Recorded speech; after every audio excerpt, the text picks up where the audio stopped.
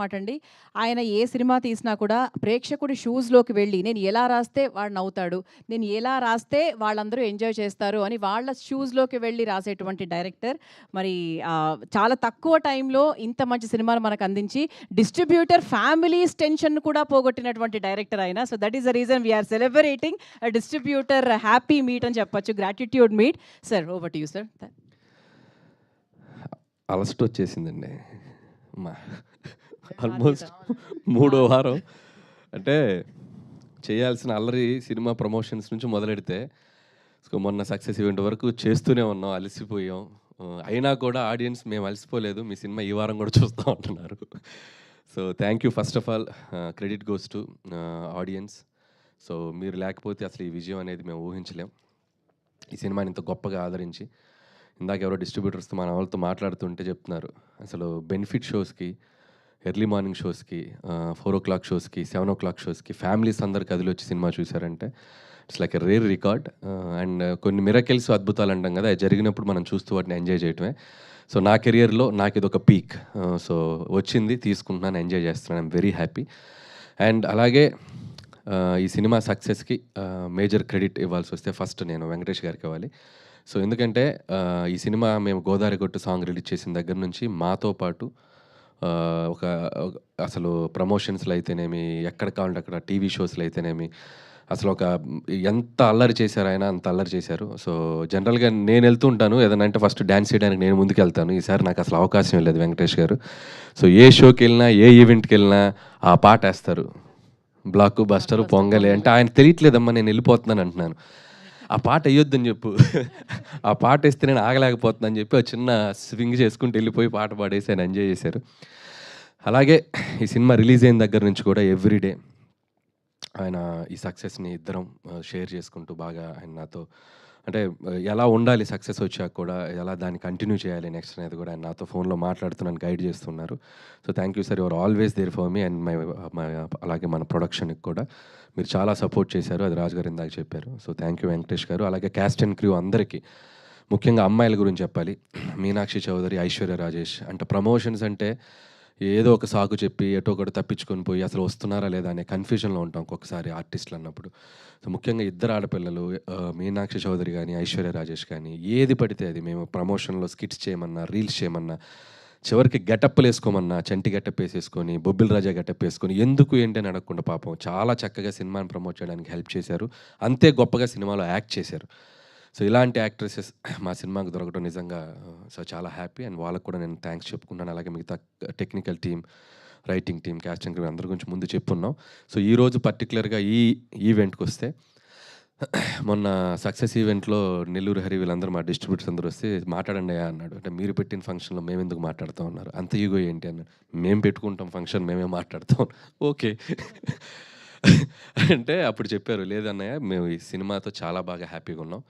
So ఈ cinema తాలూకు మా ఫీలింగ్స్ కానీ ఏదైనా మేము హ్యాపీగా హైదరాబాద్ వచ్చి ప్రస్తుతం మేము షేర్ చేసుకుంటా ఉన్నారు ఓకే అని చెప్పడం జరిగింది. వచ్చారు అందరూ చాలా హ్యాపీగా. వాళ్ళు ఈ సినిమా ద్వారా వాళ్ళు ఎంతో సంతోషపడ్డారు, చాలా హ్యాపీ. యాజ్ ఎ డైరెక్టర్గా నాకు పటాస్ నుంచి నేను ఫస్ట్ ఆలోచించేది తీసిన ప్రొడ్యూసర్ నవ్వుతూ ఉండాలి first, that is my target. మొదటి రోజు మార్నింగ్ షో అయ్యాక నేను వెళ్ళి ఆ ప్రొడ్యూసర్ని ఫేస్ చేస్తే ఆయన నవ్వుతూ ఎదురు రావాలి, వీడు ఎందుకు వచ్చాడు అనే ఫీలింగ్ ఫేస్లో ఉండకూడదు. సో అది భయం నాకు, ఎందుకంటే నా రూపాయి కాదు అతని రూపాయి. సో ప్రొడ్యూసర్స్ డబ్బు సేఫ్ ఉండాలనేది ఆలోచిస్తాను ఫస్ట్ నుంచి. సో అదే క్రైటీరియా పెట్టుకొని పనిచేస్తూ వచ్చాను. ఇది 8 ఫిలిమ్స్ అయిపోయాయి.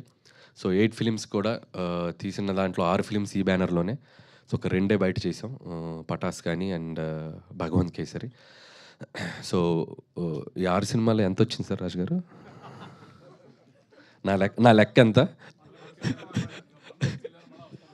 అది మొన్నే వచ్చి మళ్ళీ వస్తారట. సో జోక్స్ అపార్ట్, ఆయన చాలా హ్యాపీగా ఉన్నాం, నేను హ్యాపీగా ఉన్నాను, నన్ను ఆయన బాగా చూసుకున్నారు. సో అలాగే నేను చేసిన సినిమాలు వాళ్ళు హ్యాపీగా ఉన్నారు. అండ్ ముఖ్యంగా ఎస్విసి అనే బ్యానర్ మేము కాలేజ్ డేస్లో నుంచి, నేను ఇండస్ట్రీకి వచ్చిన రోజుల నుంచి కూడా చూసాను, ఎన్నో గొప్ప ఫిలిమ్స్ తీసిన బ్యానర్ అది. సో వాళ్ళు ఇంకా కొన్నేళ్ళు కాదు, కొన్ని డెకేడ్స్, కొన్ని జనరేషన్స్ ఆ బ్యానర్ ఉండాలి, ఉంటుంది, తదాస్తు. So wish them all the best. అలాగే డిస్ట్రిబ్యూటర్స్ అందరి బ్రెయిన్లో సీడెడ్ శోభన్ గారు చెప్పినట్టు ఈవినింగ్ అయ్యేసరికి ఫోన్ చేసేవాడిని పాపం, ఎంత కలెక్ట్ చేసింది ఎంత చేసిందని. పాపం మిడ్ నైట్ అయినా ఫోన్లు ఎత్తేవాడు. కాకపోతే పౌడర్ వేసుకొచ్చారంటే ఈరోజు ఆనందమా, లేదా ఇంట్లో చెప్పొచ్చారా టీవీలో కనిపిస్తున్నాను చూసుకోండి అని. శోభన్ గారిని ఎంత వచ్చిందో చెప్పండి అంటే, లెక్క చెప్పకూడదు, లెక్క చెప్పొద్దు, మనం బాగా చేసిందని చెప్దాం, లెక్క ఎందుకు చెప్పాలి అన్నాడు. లెక్క చెప్పరా మీరు? నేను చెప్పరా? చెప్పాలా వద్దా? చూసారా, లెక్క చెప్పుకోని నంబర్స్ వచ్చినాయి వాళ్ళకి, చాలా హ్యాపీ. సో ఏదైతేనే నంబర్లన్నీ చాలా అద్భుతంగా వచ్చి డిస్ట్రిబ్యూటర్స్ అందరికీ ఈ సంవత్సరం సంక్రాంతి వాళ్ళకి మెమరబుల్ అయింది. సో యాజ్ అ డైరెక్టర్గా నాకు అది చాలు.